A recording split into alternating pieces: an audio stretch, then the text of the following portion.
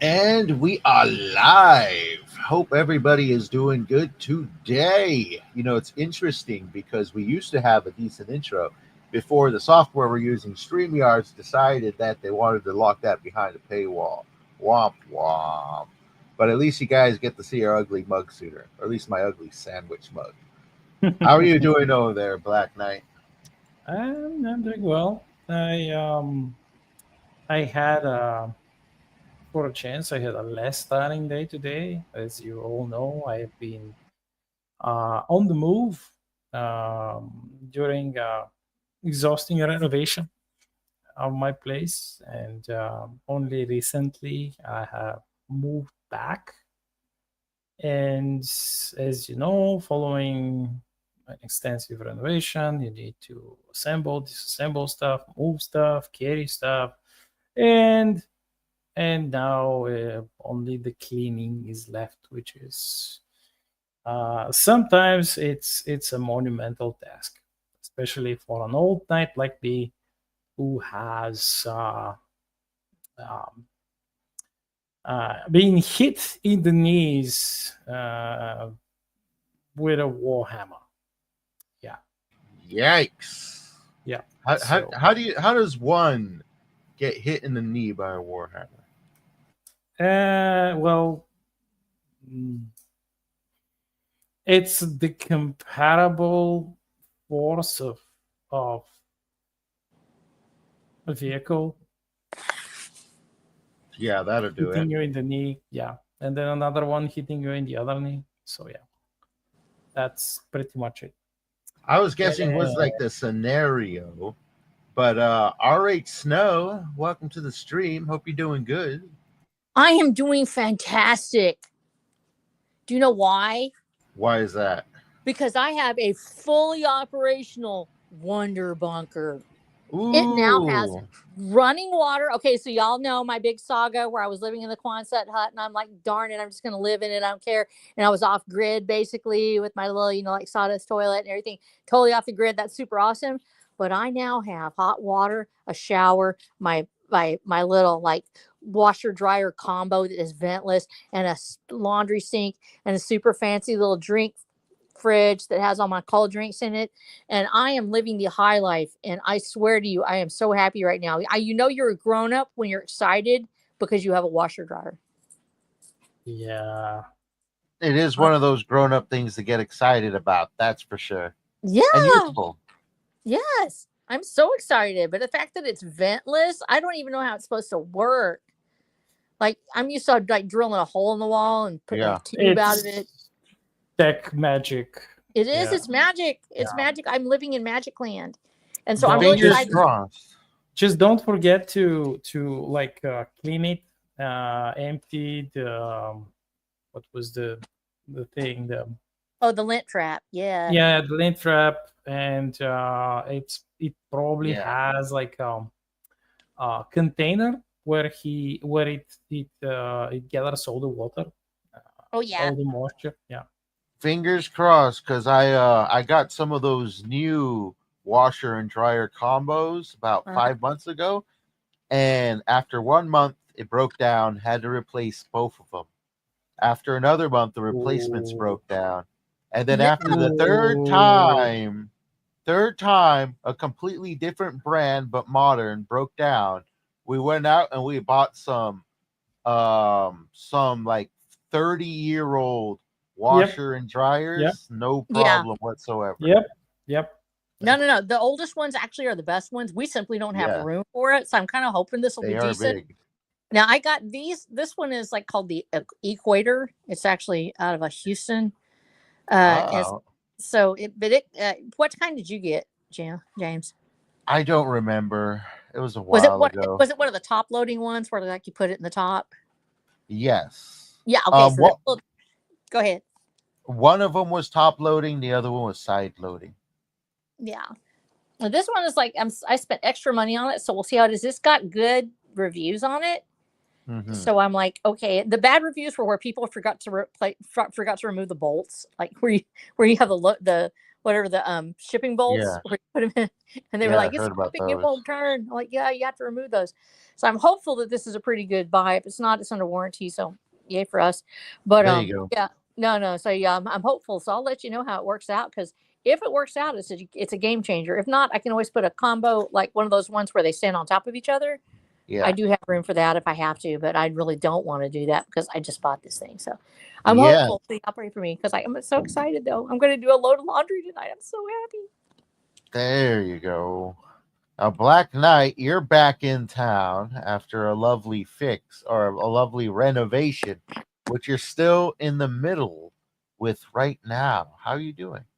Well, as I mentioned, it's the renovation is effectively over. It's just like the last part, which is the massive cleaning job, which needs to be done. And I am nearly at the ending of this stage too. It required a lot of running, carrying trash, and Uh, dumping trash, and how did mopping. that how did that affect your writing habits? Pretty much I had to stop. Ooh. I was not able to work on the new book, on the eighth book of the Starship Yeah. series. I had to put it again, sadly, on hold. I could only work on super short stuff, like episodic stories and such. Haiku. You made an Yeah, accidental yeah. haiku. Yep. The same. Not only haiku, but some flash fics, and that was it. Pretty much. I couldn't even spend time editing some of the chapters that I've completed, because I just couldn't. I didn't have the time to do it. Um, Even though I did move everything, I moved my the computer and this that, but was just it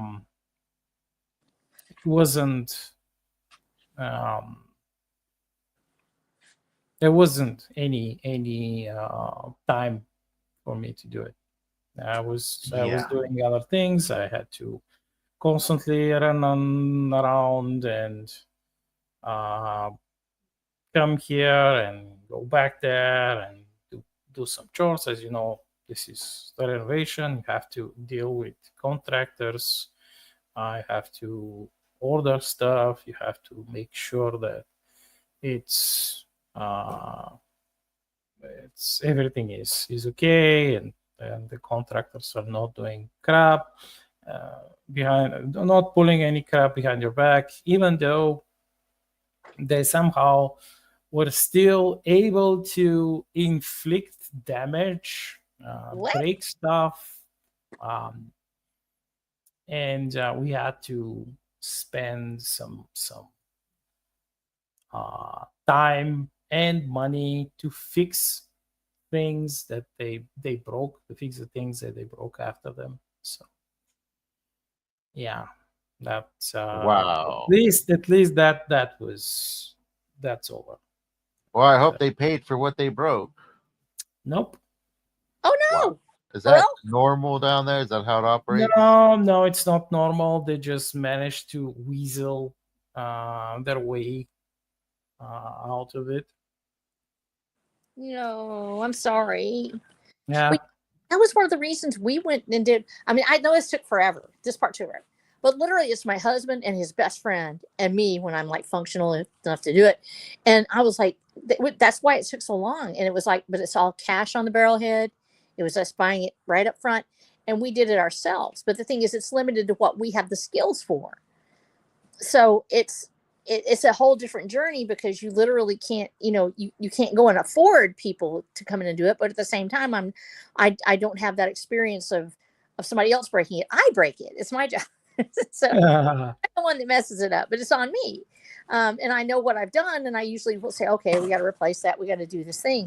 But there's a upside and a downside to everything. No, I didn't have the money to hire a big crew, and we're what we call land rich and money poor, or whatever, cash poor.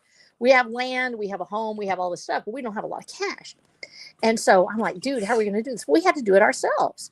But then again, I didn't have to worry about, when are the contractors coming. It's just, my husband's best friend showing up in the middle of the, and like early in the morning at 7:45 going, hey, we're ready. I'm like, I don't even get out of bed yet, So it's exciting, and I know it's hard to do these things by ourselves, and I'm really sorry that it's been a tough shuffle for you, Black Knight, because that's disappointing when that happens, especially when you don't have a whole lot of money to work with. Of course, you're probably richer than me because you're a famous author and everything. And no, you got like hundreds of reviews. Sure. Yeah, you got hundreds of reviews, buddy. You're like one of. So I look up to you, man. You should put some of those reviews in your next trailer. Yeah. People know if you're a well-reviewed author. Absolutely. Let's see what Wrangler says. Nintendo or something? Nintendo. But getting on to today's topic, which you yourself picked, I believe the word you used was the unfathomable.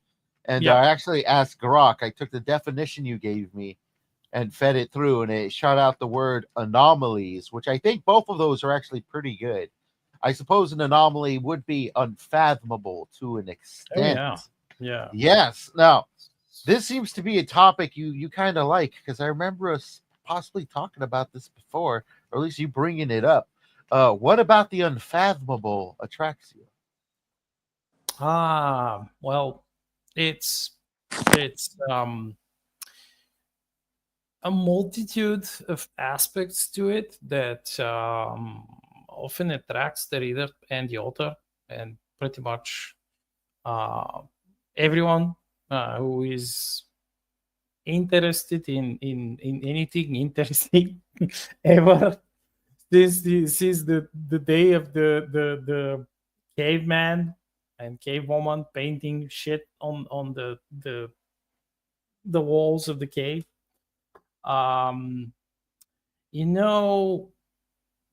All of these really old petroglyphs and other paintings of mysterious beings on the walls of caves. I do think you have them in that area in certain caves, and even outside of the caves, like Native American art, which is inscribed on the rocks, and these are the actual petroglyphs. I think the pictoglyphs are is the art, the actual art inside the caves, if I'm not mistaken. Correct me if I'm not mistaken. But there are a lot of them, and the first part of my rant about the anomalies and stuff is connected with this. I've read a whole lot about these same things here in Europe and in our area over here in the Balkans, which we do have some. And some of them, of course, they defy explanation, like conventional scientific explanation. And the archaeologists say that it's just ritualistic drawings and pictoglyphs, etc., etc. It's just symbols. They have only religious meaning. They do not depict anything else. And that's it.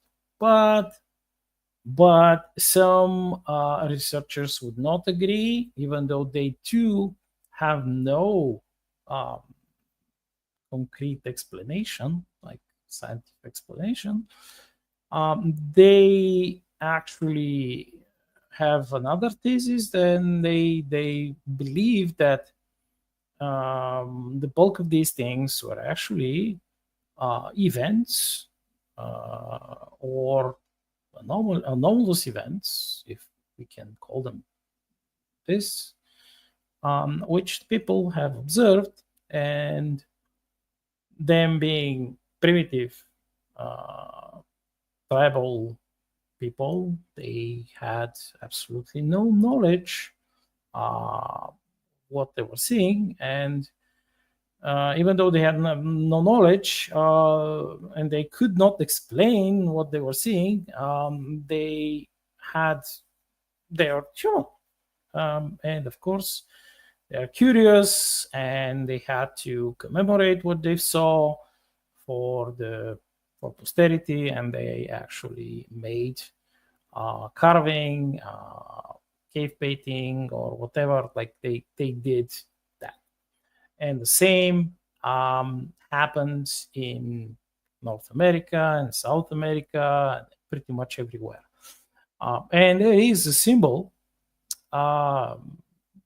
which is a spiral. It represents a spiral. Have you seen this? No, I'm very unfamiliar with cave paintings, especially anomalous ones. Yeah, and the strange thing is that you do have it pretty much identical all over the world.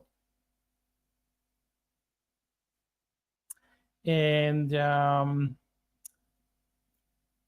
scientists and historians and archaeologists, they cannot offer a good explanation of that.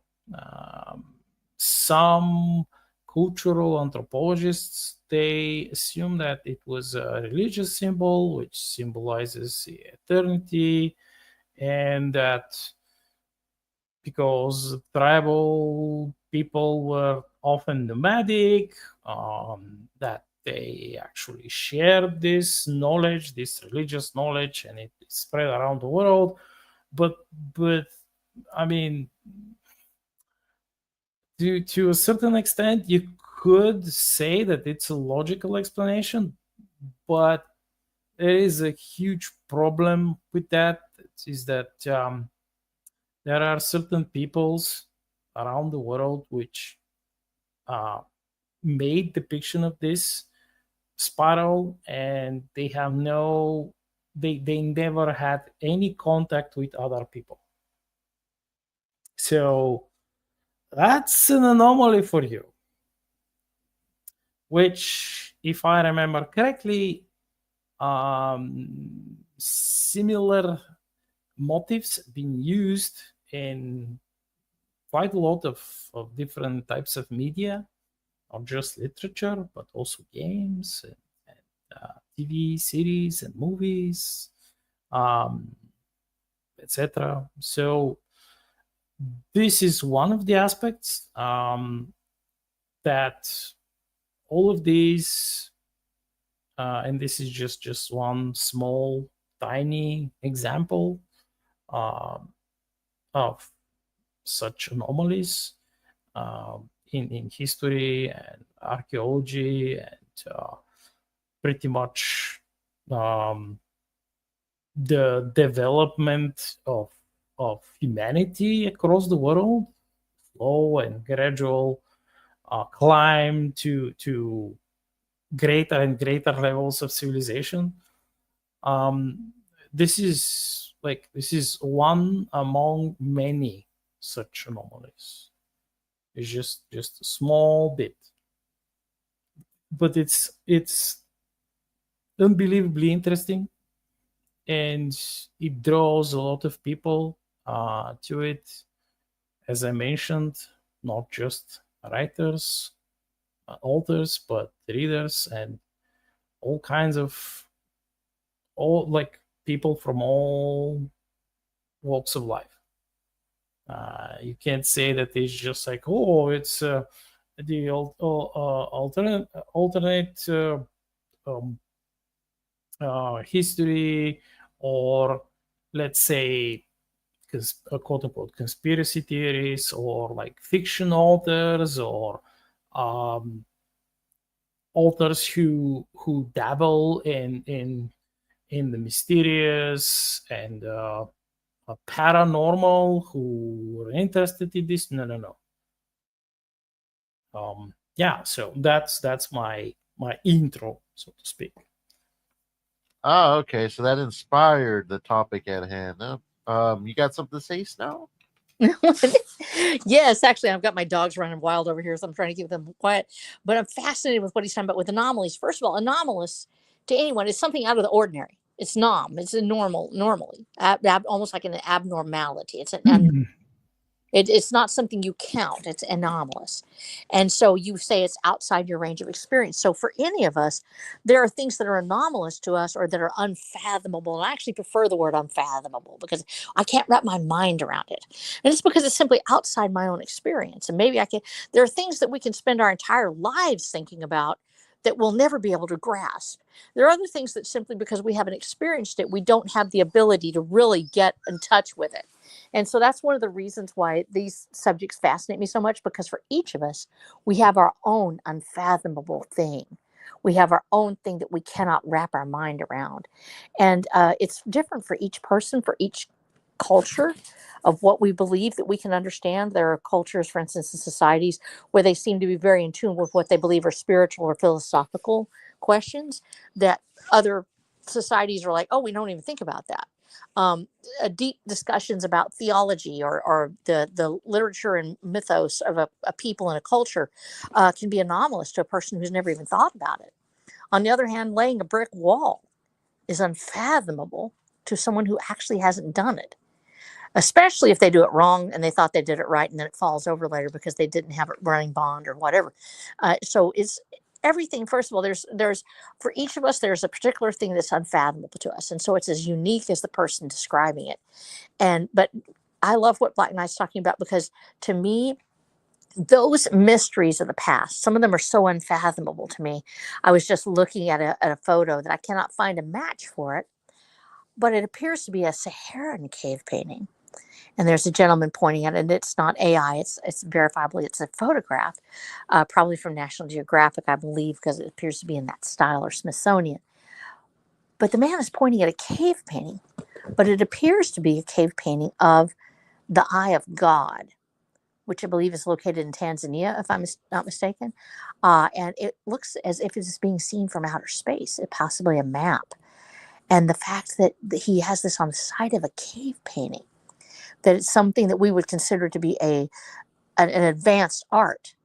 We only really recognize some of these things after being able to see them from the space station. People have been mapping them for centuries, but to see it on the wall of a cave from all these centuries past, and as soon as I saw it, I said, that's the Eye of God. That's that feature in the Saharan desert. And so here we have this ancient cave painting of this anomalous geographic marker that is so massive that it can be seen literally from outer space, and yet they managed to map it on this cave painting. And that, to me, that is unfathomable. That is something that I can't figure out how they did it. Among all these pictures of giraffes and the creatures of the green Sahara that are, that inhabited this place, that we, for most of us, that's unfathomable to think of the Sahara as a green and beautiful country. It's beautiful, but in a different way. It's the desert and vast and mysterious. But this was a lush savanna with all of these creatures roaming it. And here in this cave, among all the pictures of wild creatures and people, there is a picture of the Eye of God as it is seen usually from the space station. That's unfathomable to me. Oh, very interesting stuff. Has any of this inspired or found its way into your literature? Yes, actually, one one of the hallmarks of Watcher of the Damned is that the people who are living in this world don't really understand it. They don't know what's happening in this world, and so it becomes unfathomable. There are things that are revealed as you go through the story that start off as nobody knows what happened. Nobody knows how this world came to be. The happening is as mysterious as the beginning of the universe, as far as they're concerned. They don't know really what happened. And so they have their own mythos. They have their own stories around what it is that took place of how this a post-apocalyptic happening was created. And that's why they call it the happening.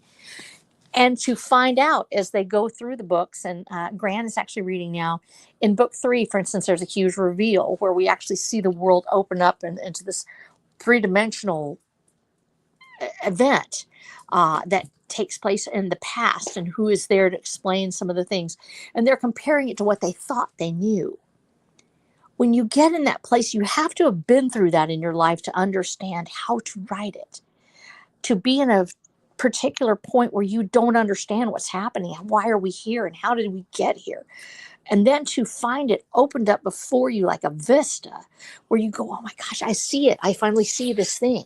So it affected me so much because of the experiences that I've had in my life and being able to live long enough that you actually get to discover some things, to understand what it was that was taking place, encouraged me to write it. But it comes out of that wonder. You have to be able to be comfortable with not knowing, to look at something and not demand that you know all the answers or you're simply going to reject it, but just to look at it and accept the fact that there are things that are beyond our ability to comprehend, that there are wonders beyond our ability to grasp because they're just so magnificent.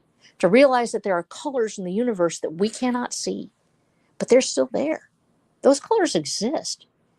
Other creatures see them. They see the infrared and the ultraviolet and everything in between. There are sounds that cannot be grasped by my own body because I cannot hear those frequencies. But elephants can. My dogs can. When the storms come and they can hear the rumble of it in the distance, it's not thunder. It's actually the song of the storm. It's a low, low frequency that accompanies severe thunderhits. And animals respond to that. Same thing as before earthquakes, where animals respond to those.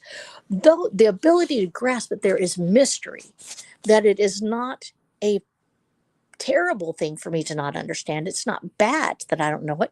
Instead, it is a joy. There is something remarkable in being able to look at something and not know exactly how it happened, but just to be thrilled by it, or a mystery that to be solved. And I think this is what entrances Black Knight so much. He loves mysteries.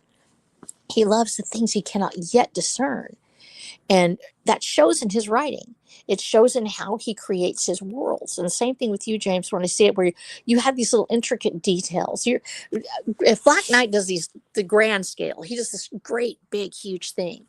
In your writing, what I see is I see these small chunks. I see these little pictures, like little vignettes, almost like those little watches that they used to have, where they would have a portrait of a little world inside of it, or these beautiful, intricately portraited, miniatures that they painted. And you open it up and you see this tiny thing, and it's like a wonder within a wonder. And so you have yours in these little small pieces that are all over your world, like pebbles scattered on a beach, but they all create this grand landscape. And with Black Knight's things, it's this huge universe that just continuously expands, very grand in its scope, like looking up into the galaxy from that beach. And if you guys are that, where I see the small and the beautiful and the intricate in James's work, and the grand and the glorious in Black Knight's universe, I'm somewhere in the middle. I'm the Middle Earth of you two. I'm living on the present plane with only what I can see in front of me, and I have to take my characters through it to discover it. But it's the oceans and the beaches and the world around us, and that unfolding place. And it is actually a portrait of the cosmos, revealed in every author. Wow, another magnificent mini speech there. So I'm gonna have to go through these and start clipping them out. But Black Knight, what about you? How has this inspired your work? Well, I was as a younger teen. I it was by accident. I read an article. It was Soviet article about an accident in, and it was quite the horrible accident, like a grisly affair, which happened in a distant mountainous region, which a lot of people died there. Um, it's called the Is it the Otov something with the D, right? the Yeah, Dyatlov there you go. Pass incident. And back in the day, they did not give like did not offer us a lot of details, um, but the journalists who wrote it, it was in a magazine, like youth style magazine for like outdoors activities, like some kind Ah, of a magazine Oh, kind of like for life. It's like Boy's Life or something yeah where yeah it's yeah yeah for scouts, like something like what you would have for the Boy Scouts, but it was like published by the youth party organization, and it was, of course, it was a Soviet magazine. It was in Russian. I knew Russian. I read it, and it was like it was it planted the seed. I did not know that like there are such anomalous events which science could not explain, and even after like a massive effort on their side, indeed it was a massive effort, a massive investigation with specialists, all kinds of scientists, um, equipment, aircraft, helicopters. You think of it, you name it, they had it. They just threw everything there, and they understood nothing. Of course, the writers of that article, they spared because it was a youth magazine. They spared us the grisly details. They spared how the bodies were found, what damage they had suffered, um, and pretty much that was spared. But the mystery remains. They had like a couple of paragraphs where they said that they went there and they interviewed the locals, and the locals, which they were, I think, one of the local tribes there. They said that like this was like an evil mountain. It was an unholy mountain, and you shouldn't go there at a certain times of the year. And even if you go there during the rest of the year, you should have made preparations, specific preparations. But because it was like the Soviets, and they're like, yeah, it doesn't exist. Like, this is well, this is like superstitious bullshit. And they went during the coldest of winters. They ignored a lot of the warnings, like the sensible warnings, which actual like mountaineers, experienced people, warned them not to like just wait for the like, because there is a chance for a stormy weather, like bad weather, and because they were an experienced group. They were actually experienced. They weren't some newbies. They had experience. They've been climbing mountains. They've been trekking across snowing terrain in Russia, in Siberia. They knew what they were doing. The problem was that, according to the official version of things, is that, of course, it was unfathomable what happened there. They couldn't explain it, but they had to they had to forge some kind of an explanation, because the party was hounding them, and they had to, yeah, comrade, it's like, it wasn't, let's say, it was, no. All of these like warnings, these superstitions, they're bullshit. It was just nature. It was like, there are no anomalous fields there. It's not that the compasses don't work there. It's not like there aren't any magnetic anomalies. There aren't any optical illusions on that mountain. People don't hear strange sounds. People don't see ghosts. People don't see shapes and trees moving.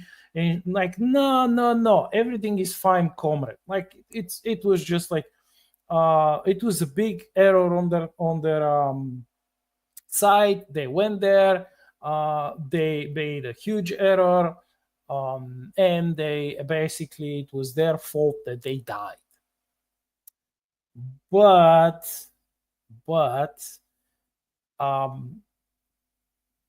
I mean, the more I read about all of these things, not just the Diablo Pass, but other things about different anomalous bits, and I stumbled upon the that huge impact in Tunguska, which some researchers, some Soviet researchers actually said that it wasn't not like an object that exploded, but was actually something else, and they cannot explain it. That's, to them, even with technology, the technology at the time and the knowledge at the time, was quite unexplainable, unfathomable. But that's beside the point. The more I studied and read about these things, the more it later influenced my world building, and I could not see anything that I would create without having been influenced by all of these mysterious anomalies. And as such, you can see that this part of fringe space where humanity's drive to explore and colonize is mainly focused at. This is a place where most, if not all, planets there which are suitable for colonization, they have all kinds of weird anomalies. And the magnetic anomalies, they're just a small part of it. You have all kinds of stuff. People hear things, they see things. Their scanners show nothing, but like their feelings tell them that there is something or someone there, or like there is let's say a desert patch of Earth on that planet. They go there, they see it from orbit, they see it's a desert, the scanner says it's a desert. They go there and they suddenly find that it's on the scanners, it says it shows it's a desert. They see from with the telescopes that it's a desert, and when they go there, it's not a desert. It has plants and stuff, and there is no possible explanation to them, even with their space age technology. Or let's say there is some kind of a weird stone. It doesn't look that it's being shaped by a sentient hand or tool. It's just a stone, but a few months later, they ignore it, and a few months later, this stone kind of changes its shape. and it's no longer just a simple stone, but it's let's say an obelisk. And they're like, what the fuck? How did it happen? And actually, no one could say if they've seen it. The equipment doesn't. The equipment shows nothing.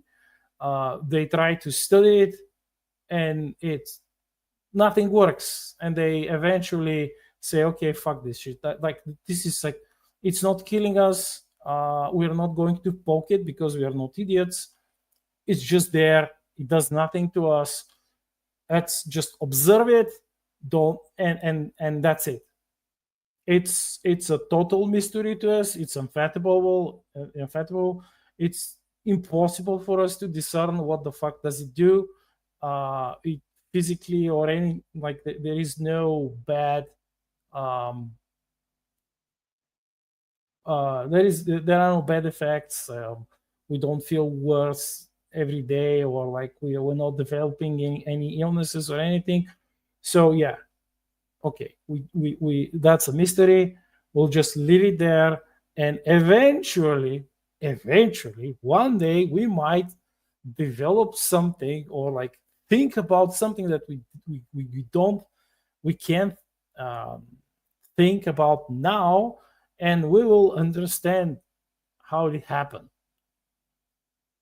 So yeah, that's one of the things that one of the major things that I can't imagine not doing while I'm working on my universe.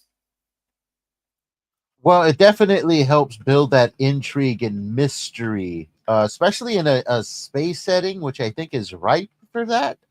Oh yeah, Because obviously, you got famous authors like H.P. Lovecraft who very much play around with the unfathomable on gigantic levels. But I do enjoy the general mix of, say, like a supernatural element in a futuristic space setting, and it being primarily supernatural with lesser known, sort of hard science explanations, which these days we actually don't get too much of those. And in fact, in the past, we hadn't got too much of those. They're sprinkled throughout the horror genre, but a solid mixture of the supernatural and hard science is actually, in my opinion, one of the most curious, intriguing, and awesome to explore, yet rarely done. yeah. It's um, that aspect specifically when I work on something like that. I always sprinkle nice generous touch of horror, because the unthinkable, the unfathomable, the strange thing that's kind of pops out of nothing, and you cannot explain it, you cannot deal anything, you cannot even interact with it. It carries with it a lot, like a lot of fear. Yeah. And especially in one of my latest novellas, free novellas, which everyone can read on Substack, on my Substack page, which is part 2 of the Province of Terrans series, the Vault Your Own Adventure series, where one of the human explorers, Spacer, quite a famous one, he ventures deep in space between the star systems, like in the dark holes of space, where pretty much in most cases there is nothing. But in this case, it was something. And he found a ship, which, how he found it, it's not important. The important thing is that the ship defies like the conventional wisdom of even an open-minded society like the Terrans, they know that there were ancient civilizations, but this ship is like supremely old. It's beyond ancient, and it's not supposed to exist, because even according to modern knowledge of engineering and everything, it should have fallen apart. Like you cannot build such a huge vessel. They can't understand it, and it employs technology which is warped with otherworldly energies and spiritual beings, and it's almost like an arcane technology, a technology combined with the arcane, and it's absolutely horrifying. I know that you like horror. You could, if you have the time, you could read it. It's complete. It's the votes, all the voting has been done, and the votes have been cast, and the story had been steered to its conclusion, to its end. So you could go and read it. Oh, it'll be fun because you make such cute little stories with that stuff. Okay, it's unfathomable to me that you can crank out as much stuff as you do. And it's also unfathomable to me that you actually know how to make it where you do the votes and everything, and you're able to get that all done. There's my mystery, my giant mystery. Black Knight writing stories. Yeah. It's interesting you said that story. Maybe you could post a link in the chat. Oh yeah. It reminded me of a television show, which was the third Stargate television show, which was Stargate Destiny. And the whole plot was that a bunch of people find their way through a wormhole known as the Stargate onto an ancient spaceship, and they have no idea what to do or how to operate it. It's just on its own cruise control. And my mind kind of kept flashing back to this because a lot of this unfathomable, ancient, archaic sort of themetry we've been revolving around here is found in this show. Like there's a single episode where they realize their ship is heading towards a star. They can't move it. And they don't know what to do. Then there's like another episode where their ship stops. The ship they have no control over stops, and they realize there's this planet, and if they look at the charting, that planet wasn't there before. Where did it come from? So every other episode has this sense of foreboding mystery of the space beyond us sort of vibe, and it carries that deep intriguing, dark, threatening vibe that one would because expect. They have no control over it. Yes, I remember. Yes. And my second watching of the show, because my first time was when it came out, and it got terrible reviews and essentially killed the franchise. Second watching, it gradually gets better, and by the end of it, you kind of want a third season. A little sad you didn't get it, but it did give me a lot of intriguing things that I pulled from to sort of help build out my own sort of world. Because, like you said, Snow, it is like a bunch of pebbles, that make up a whole beach. It's I intentionally weave lore throughout my stories, and everything follows exact lore in both what I do add and what I don't add. And a lot of it I do leave in mystery to reveal in later stories for those who are interested in that really deep lore. But a lot of it really does come down to, because when you're fashioning your own world, like I said, it's not only what you do add, it's what you don't add, what's not there. For instance, in my world, there is no sun, there is no day or night cycle. So, in every single story, you never get a reference to the sun. You get a reference to the light.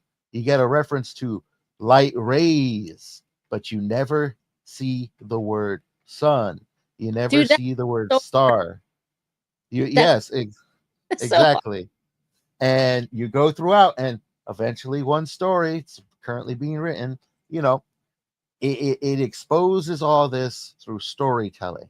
So I guess another aspect you can pull from the unfathomable is the unfathomable isn't what may be there, but it's also what may not be there. There is no sun in the world without it.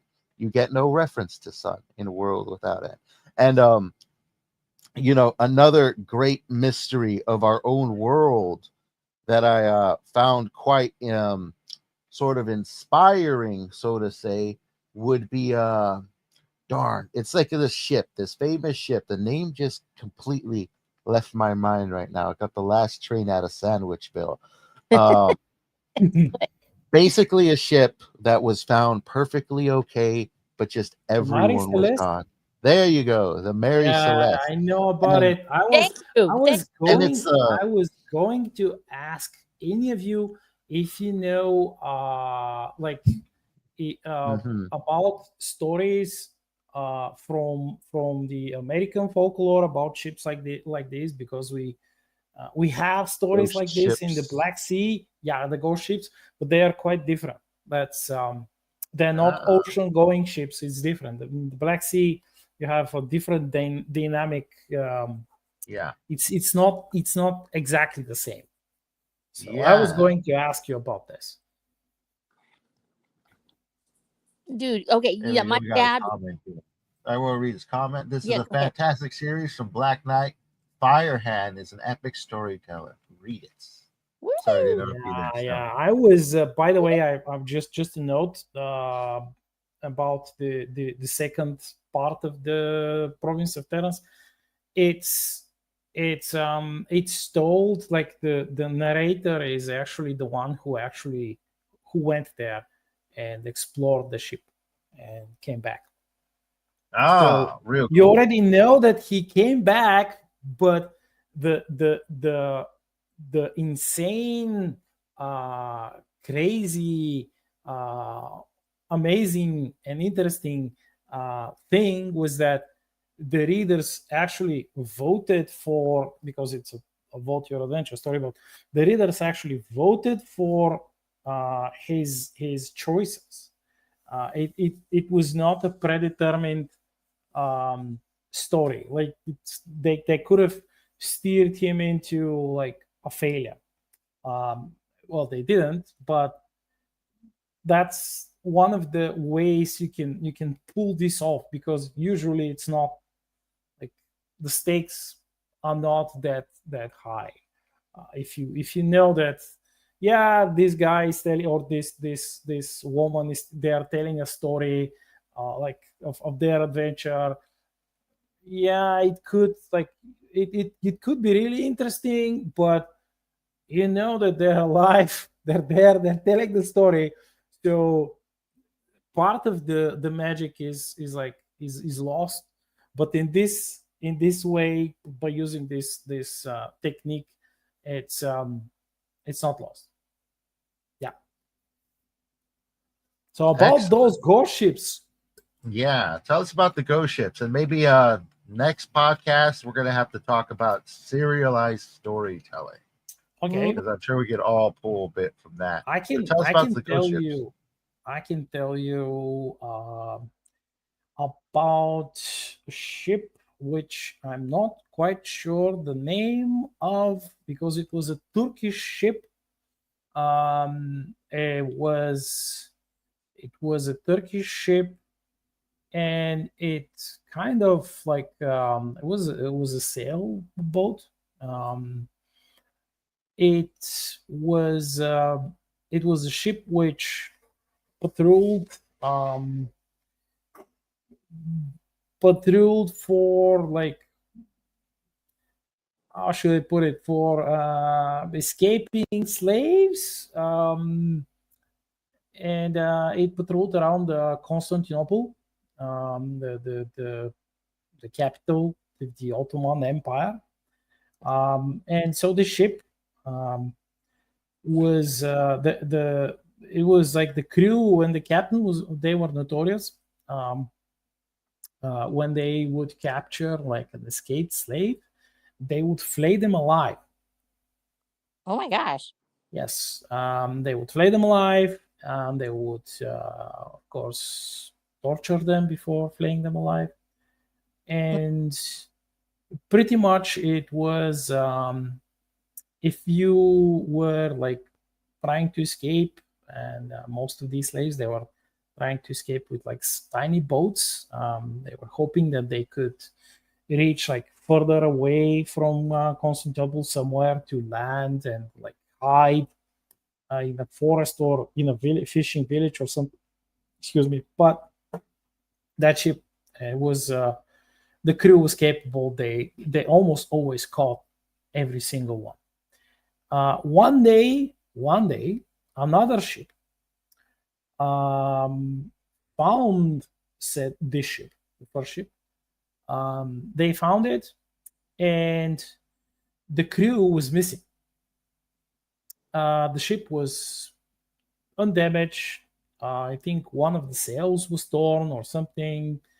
There was no storm, no nothing. This is like the weather was clear for a week or something.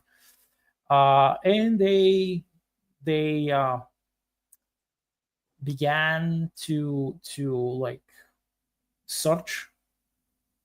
They assumed that something had happened. Maybe the crew, even though they were known as a skilled crew and dependable crew, they obeyed orders and they did what they were paid to do.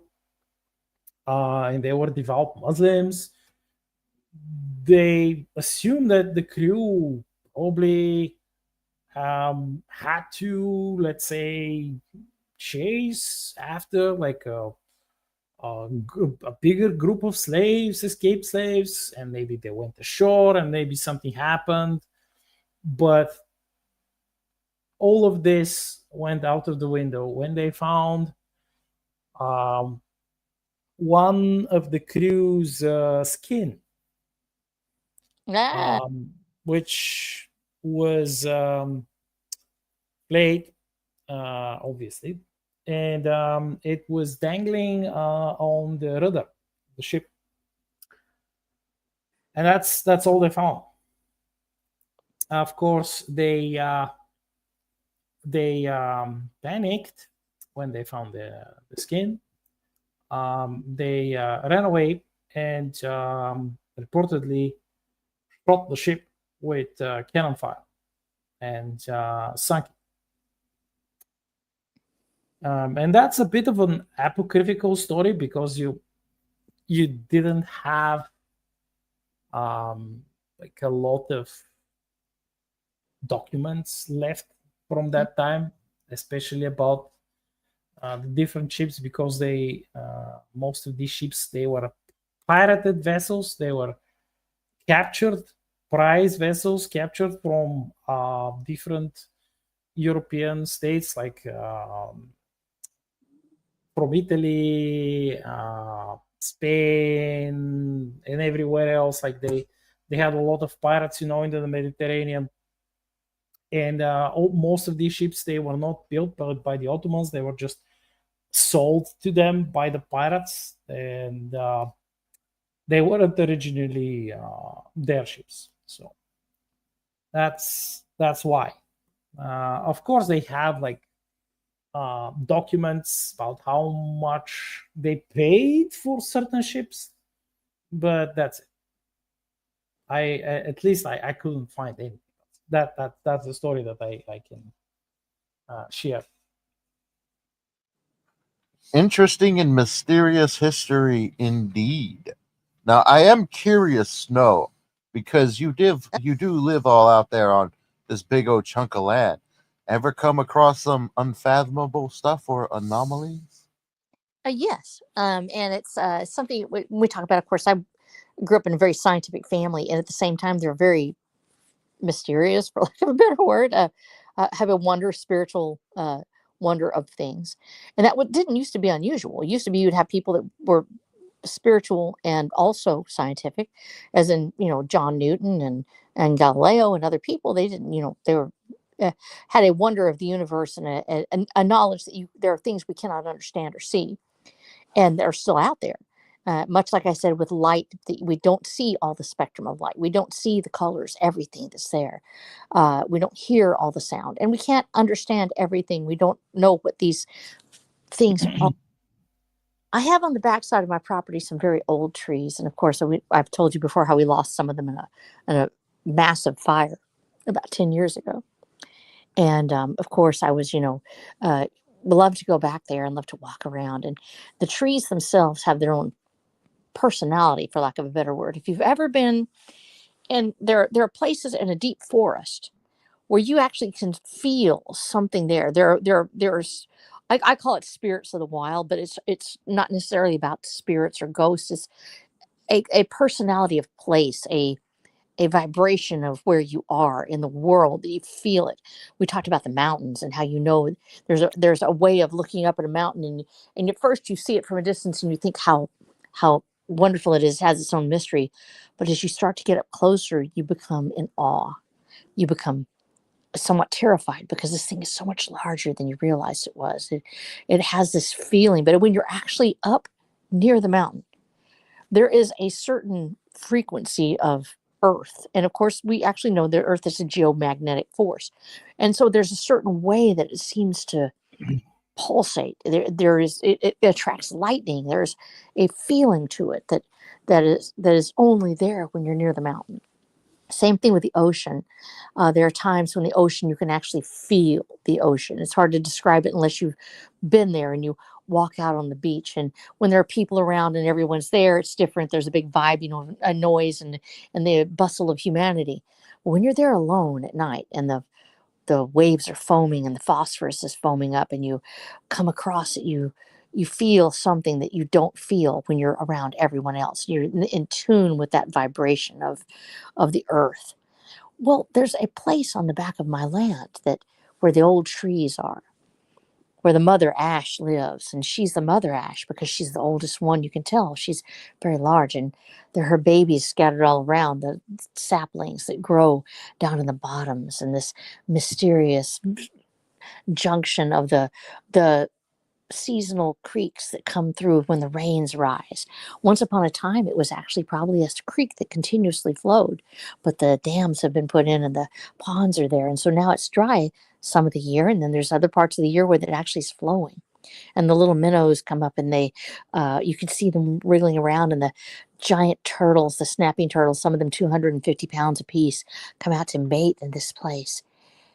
And if you go down by yourself, especially at noon, but also in the dark of night, if you're brave enough to go out there with the where the coyotes live and the cougars have been seen, and where the ancient stories of Bigfoot in Texas, they say that he lived there.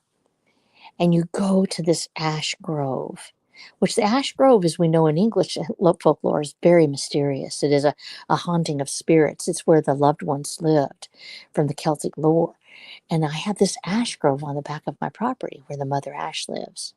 And as you go down among her children, for they're scattered down throughout the bottoms where the seeds were blown by the winds, and so they have taken root.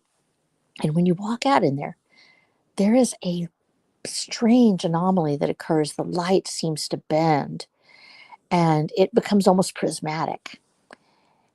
There's a feeling to it where you know you're in the presence of something sacred, but you cannot explain it. And you just want to stand there. Time seems to stand still. There doesn't seem to be a movement backwards or forwards in time. It's just there. You are just in the presence of something greater and deeper than we understand. And whether it's just the biomagnetism of the earth itself, that geomagnetic force that flows through the rocks and sometimes interferes with your radio signals, or the iron in the soil, or if it's some sort of presence of some kind. But there's something very ancient in this place. And as you look around and you see those old trees and the 1,000-year-old oak that lives just up the pasture, where the great twisting branches hang over the pond that didn't used to be there. It was over the ravine that flowed down through this creek. And there is something about this place that I go with such a reverence, because it's where our cougar lives. She comes through probably once every 6 months to 8 months with her kits when they come through. They're chasing the great herds of hogs, or It's where the Bigfoot was actually spotted by several people that lived in this community. They said they saw a great ape looking thing that they don't know what else to call it but Bigfoot, because that's what they learned to describe it. But the Indians themselves saw it too. There's something about this place on the backside of my property that we can't describe it, and we know it's anomalous. But so we have made sure that it is fenced, that people can't just go down there and dump trash or cut down the trees. We take down the dead wood. We will take those out, the snags and the things, for it's rather densely forested with these ash trees.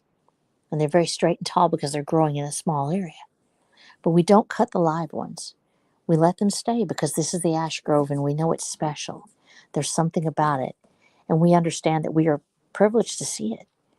I'd love to know what it is that makes it so special. I'd love to know what it was that happened there, who's been through there, and the people that used to live here. I find the foundations of their houses in my back pasture, the stone that was put together by somebody 150 years ago, or the print of a circular home, which actually would have belonged to the Wichita Indians, otherwise known as the Tawakana in this area. Perhaps a nomadic tribe had put that up and actually had a little settlement out here. I find their tools. I wonder if they actually felt that same thing in that ash grove down in the bottoms. If the mother ash had her own mother ash put her in the ground. And this is a generational grove that has been here since the time of the Indians and even before then. Whatever the case is, whatever it is that made this place so special, I'm not the only one that's felt it. Everyone in my family, even if I haven't mentioned it to them, they come back saying how magical that one spot is. This little slice of heaven that comes down to earth, and the sun seems different, and it's as if nothing has ever happened except that moment.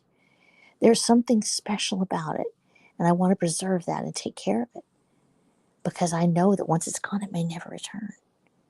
And so those anomalies that we can't wrap our mind around, that we can't describe it even with words, that we can do our best, but I can't begin to tell you what it feels like to be there in the presence of those gods of the earth, of the old things. To know that that's real, and to be able to experience it, and to not be able to describe it except to tell you that I wish you could see it, I wish you could feel it. That's an anomaly that I love to share, and I wish I could share that in words, and someday I hope I will get good enough at my craft that I will be able to share the magic of the reverberation of that place, that little patch of soil on Texas prairie down in the ravine. That sounds amazing. Do Oh, do that's any of your awesome. do any animals react to that area? Obviously, they seem to feel at home there, because we have, like I said, cougar takes up her space down there. The mother ash, we call her Mother Ash because she's the largest one, her grandmother ash. But the cougar has been up in that tree. In fact, that's where we found my pony when he was killed. He was actually killed by a cougar. It's in that area. It's like a wild place. The animals seem to be attracted to it. And of course, it comes through the ash bottom following that creek. So that's possibly, just the fact they're following the water. My dogs don't really seem to go down there much. They go to the side pasture. I've got these, big old pecan trees that are over next to us, and some hand dug ponds that were dug, like, uh, you know, 100 years ago by people that just had, mules and shovels. And we've got the pecan trees there, and they'll go out that way. I never hear my dogs barking down there. They don't go down into that area as much. That is the home of the wild things. That's where the wild things live on my property. And I respect that. I let them have their space. And I try to keep my horses and my long ears out of there, because my horse he's a big boy. He's probably 17 hands high. He's almost too big to be a quarter horse. He's almost draft horse size. And then I have my little mini donkey, and I have Billy Jack, who's my standard white donkey, beautiful boy. And they go down that way, but only with Ranger with them. And Ranger, of course, being big enough, but obviously Cloudy got out by himself and didn't make it out. And so whether the dogs are being respectful of the coyotes and the cougars, or if it's something else, down there, I can't really tell. The cattle will go. The horses seem to kind of leave it alone most of the time. They don't really go in that area in particular. But it's something. There is something there, and I'd love to. I probably need to go down there with like a magnometer or something like that, and see if we actually pick up some sort of like extra reverberations. I don't know how to say it. I don't want to sound too mystical and weird, but it's hard to Good. describe. Will sound mystical and weird. No. It's That's the whole idea. That's a, the exercise, the goal. I Sound feel good, yeah. soul into the earth. Let's put it that way. You feel as if you are part of that space. That you can feel the trees. I don't know how to say it. You can actually feel them. If you've ever been in the presence of a truly large and beautiful tree, and you really recognize it, and you lay your hand on the bark, and you can feel life flowing through it, and you understand that you're just a blip on the horizon of this ancient being that's been there for 1,000 years.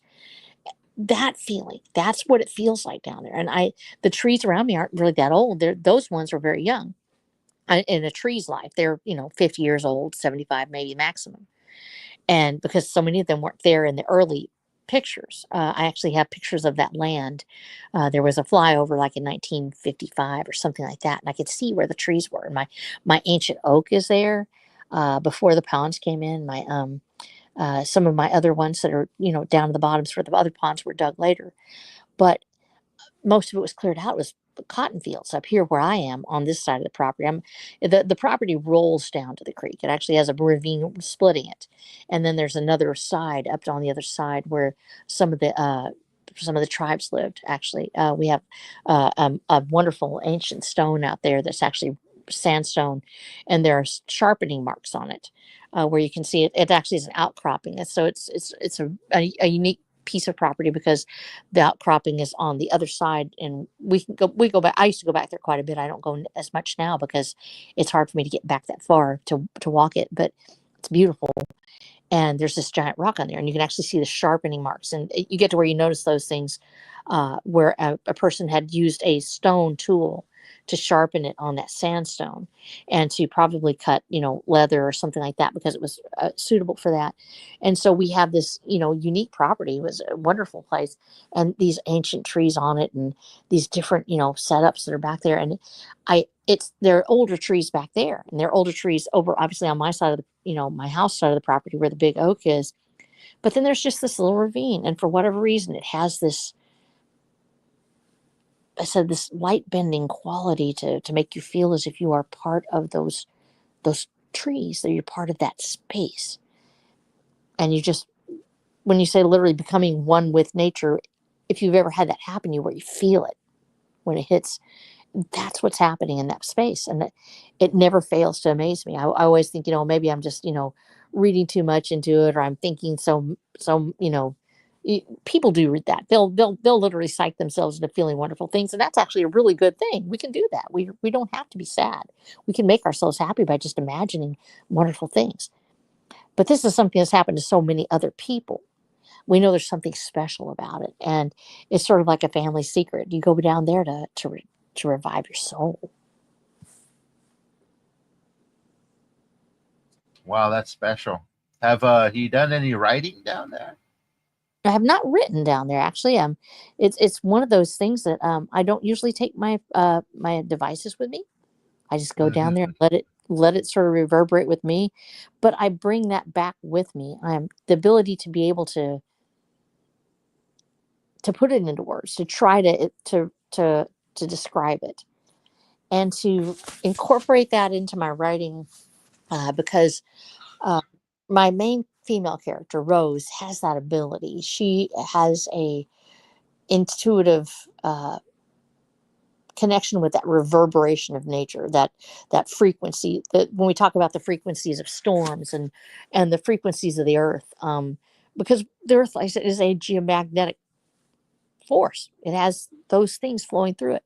Birds respond to that. It's part of the reason we have migration of birds. They're able to follow those bands. They navigate by those things.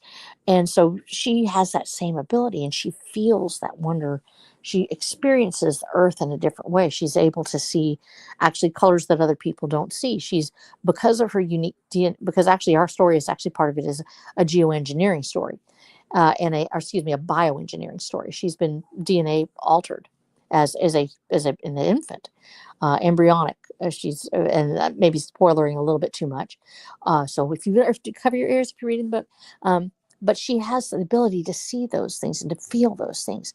Her trying to share the experience that she has with the Watcher, who he doesn't necessarily connect usually on that level, and him experiencing the world through her eyes is a huge part of the story, because those people that have that ability to have that wonder or to see things that others don't see, sometimes people call them crazy, or and I know because I've been there. That's what happened to me in school. That's not real. But then you have people that really want to connect to that really want it. They believe it's there. They just can't quite, they're not able to see it. It's like being partially blind, but they still want to hear it. They still want to know about it. And that's the unfathomable for the Watcher. She feels love in a way that he cannot feel it. She feels emotion in a way that he cannot feel it. She sees the colors and the lights and the things that are beyond his scope, and she becomes a conduit for that emotion and that response to the world that he's never been able to really have. And so that interaction between them, of the one that sees and feels, and at the same time she's very vulnerable to that. The world influences her in such a way that she can be directly affected by other people's emotions, other things that happen outside of her, and that is unfathomable to her in a safe space inside herself. She can't just shut out those emotions and the bombardment of the world and the colors and the lights and everything. It's overwhelming sometimes. It's almost too much. And the Watcher, in his insular and more or less sociopathic nature, is insulated from those things. He is himself, and he's very sure of who he is, and he knows exactly what he's thinking and feeling most of the time, because he has an absolute knowledge of it. He is concrete in that respect, in his thinking, that he knows exactly what he wants, exactly who he is, and exactly what he would like to accomplish. And that is appealing to her, because she doesn't have the capability to shut out the unseen, to shut off the abstract. It's always a constant flow of light and magic and color and sound and everything else in her life. And she's flowing like water, and he's like stone. But water and stone go together. They help each other. The water flows around the stone, and each shapes the other. That's how you get sand.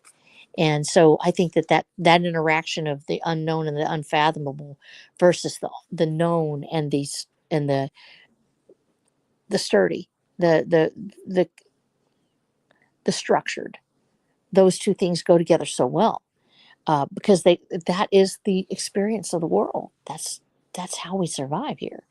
And I think that interaction, even as human beings, becomes extraordinary. Yep. Well said. So, go ahead, Black Knight. I think I cut you off there. Oh, no, no, no. I was agreeing. I just said yes. That's well, when you are able to, even if you don't have uh, any ability to actually pick up this, even partially, but people who do, you should definitely, um, especially if you're writing and if you're creating new stories, and even if you're not creating new stories, even if you're painting, if you are composing songs, if you're especially if you're writing poetry, you should definitely try to channel, so to speak, their experiences, what they can feel, and attempt to why not interrogate them, but question them extensively. Ask as many questions as you can, to so you could um, soak in their feeling, and what they can sense, their senses. It's different It's not the same as feeling things yourself, but it still can be done. That's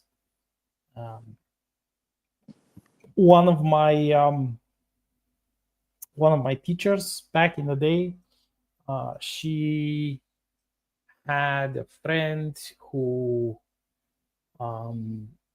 claimed to have heard strange noises.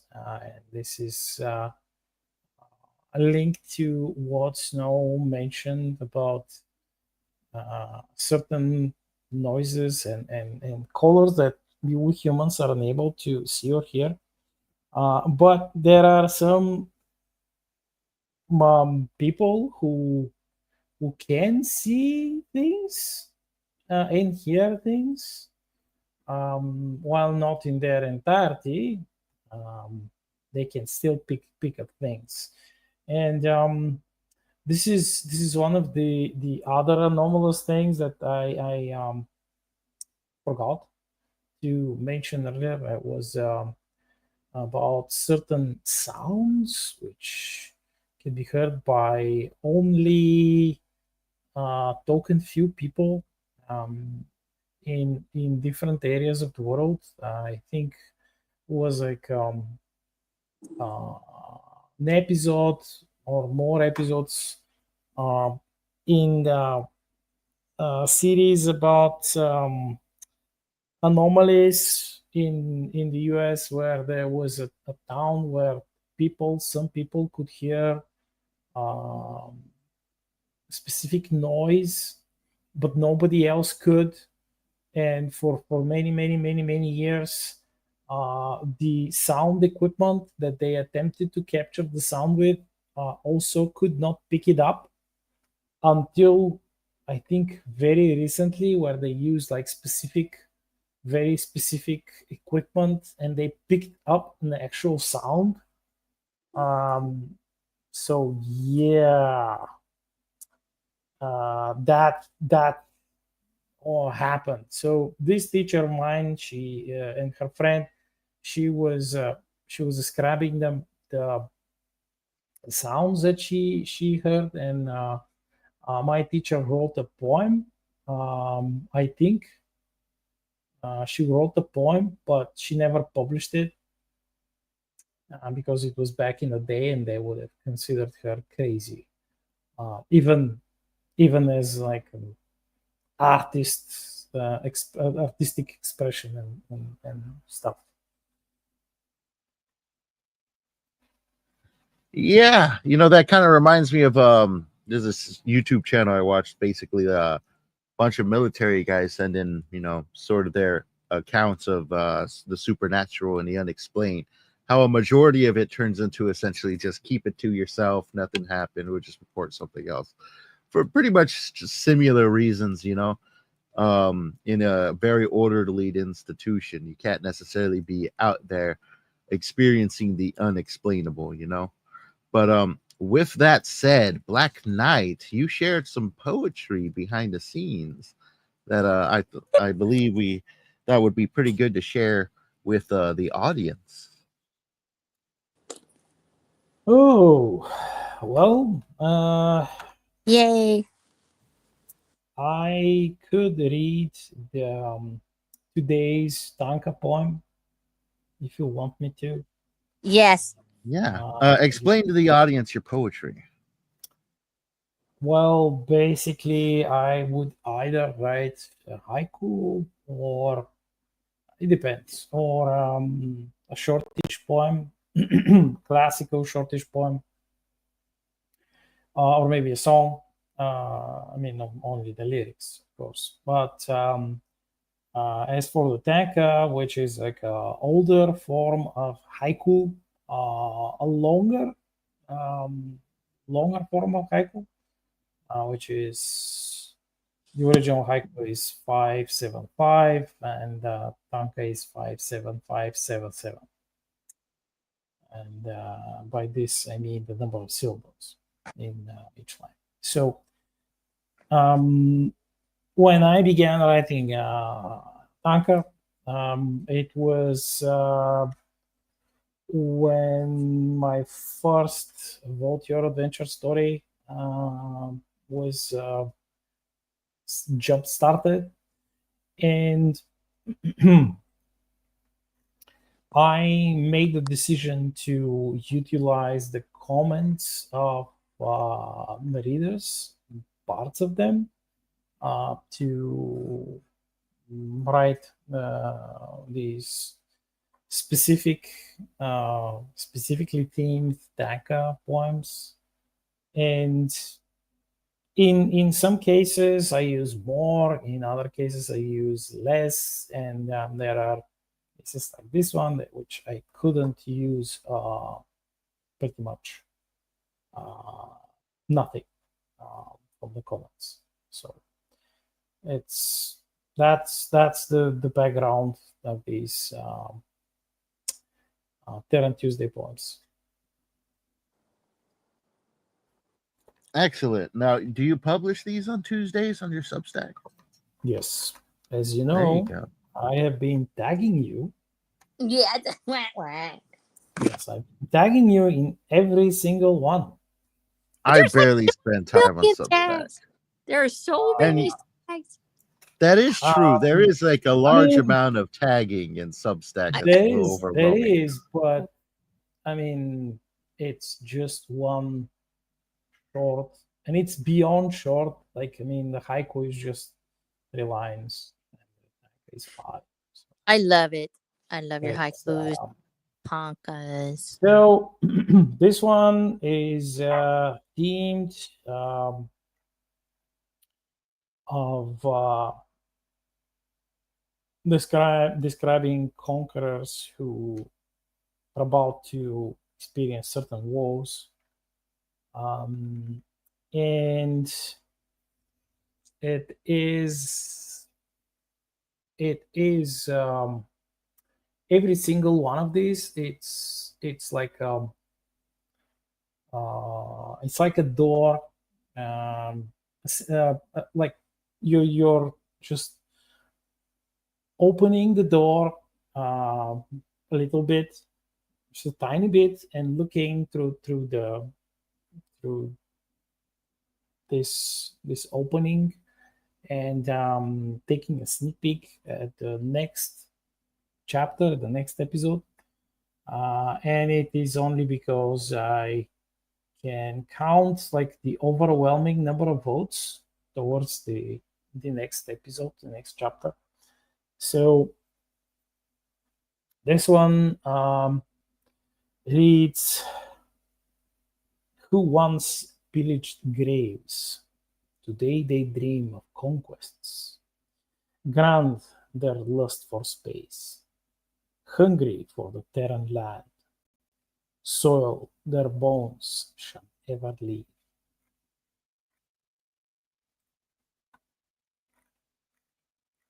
See? Now, when did you write that one? I wrote it earlier this morning.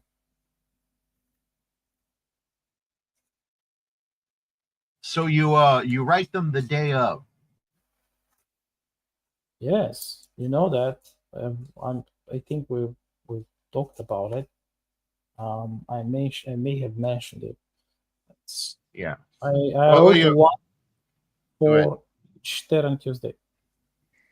Yeah, he's a total machine. He actually has he does an entire schedule and everything, which is just wild to me because I pretty much post when, like, in the middle of the night when I can't stand it no more. It depends. Yeah, I post about twice a month. Well, 4 times a month, but it's like I have my premium early release schedule and then my official release schedule.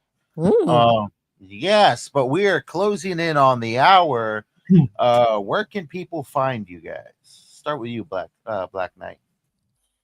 Well, you can find me on, for example, substack.com, the Black Knight, where you can read, as we just witnessed, my poems, my haiku, my tanka, and serialized stories, excerpts from my books, and pretty much of recent days, months, flash fiction.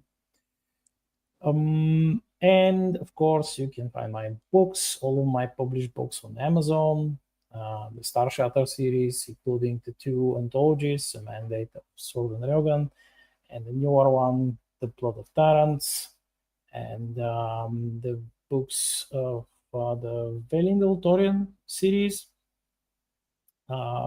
which there are 2 of them, and my